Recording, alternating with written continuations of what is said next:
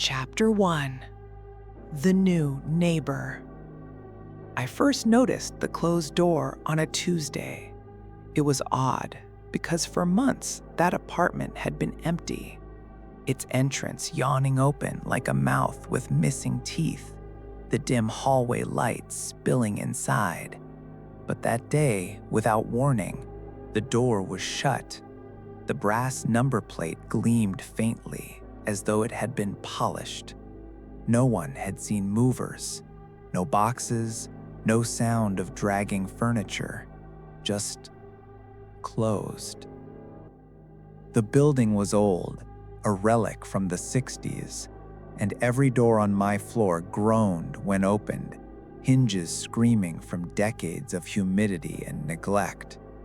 All except the new neighbor's. That door stayed silent. Always. That night, I heard him for the first time. It was close to 2 a.m., the time when the building usually fell into a deep, suffocating quiet. I lay awake, half asleep, when the sound began. Slow, deliberate footsteps in the hallway. They moved steadily, closer, until they stopped directly outside my door. I froze. My breathing grew shallow. I could hear his.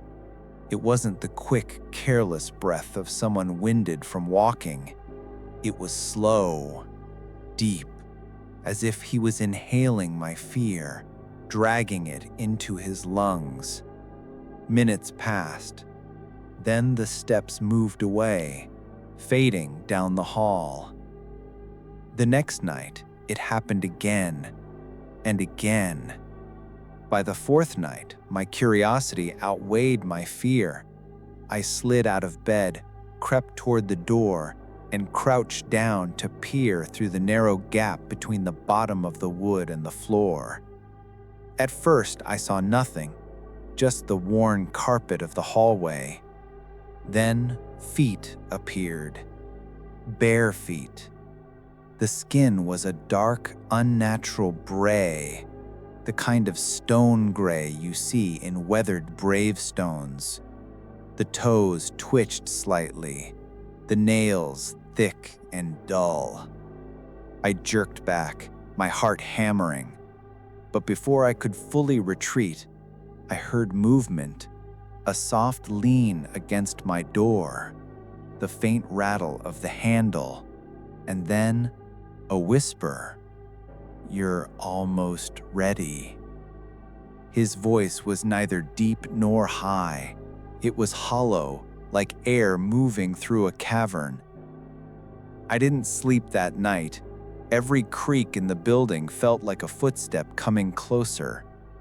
The next evening, I waited in my dark apartment, listening. The hallway stayed silent for hours. No steps, no breathing.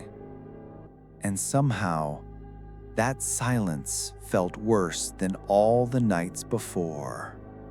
Chapter 2. The Knock.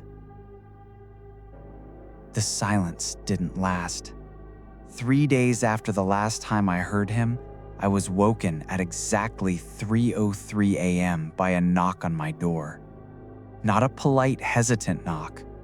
3 slow, deliberate thuds. I lay in bed, staring at the ceiling. I knew, somehow, that if I looked through the peephole, I'd regret it. But fear has a strange pull.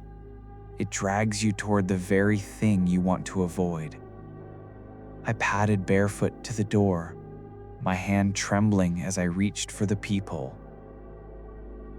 He was standing there. Only this time, I saw more than feet. His face was pale, almost colorless, and stretched too tightly over sharp bones. His eyes were the worst part, cloudy, like old glass. Chapter 3. What's in the walls? I didn't sleep that night, or the next. Every time I closed my eyes, I heard the slow, dragging steps in the hallway. always stopping right outside my door, never walking away. By the third night, I snapped. I couldn't keep hiding in my own home. I waited until 2:58 a.m., then shut off all the lights and stood by the peephole. My breath fogged the glass as I pressed my eye to it. At exactly 3:03 a.m., he appeared. But this time, he wasn't knocking. He was listening. His head was tilted toward my door, his ear almost touching the wood. His mouth moved, forming words I couldn't hear.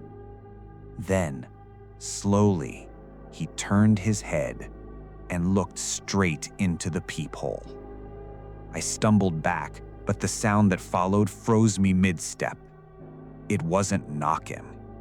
It was scratching from inside the wall. I pressed my ear against it, my skin crawling as I heard something moving just inches away. It sounded wet, like flesh sliding against wood. And then, a voice. Not his voice, a woman's, soft and broken. "Help me, please. It's so dark." I bolted to the kitchen, grabbed the biggest knife I owned, and ran to the hallway.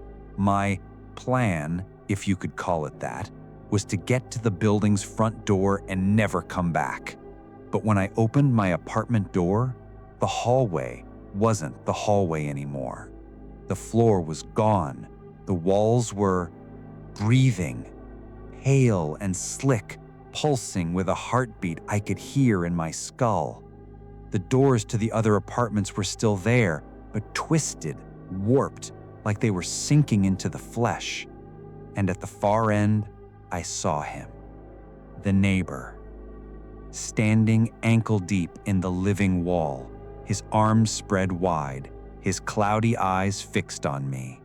He smiled, revealing a mouth far too wide, lined with too many teeth.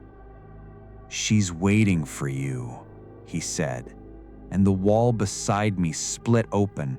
A pale arm, jointed in too many places, reached out and wrapped around my wrist. Before I could scream, it pulled me in.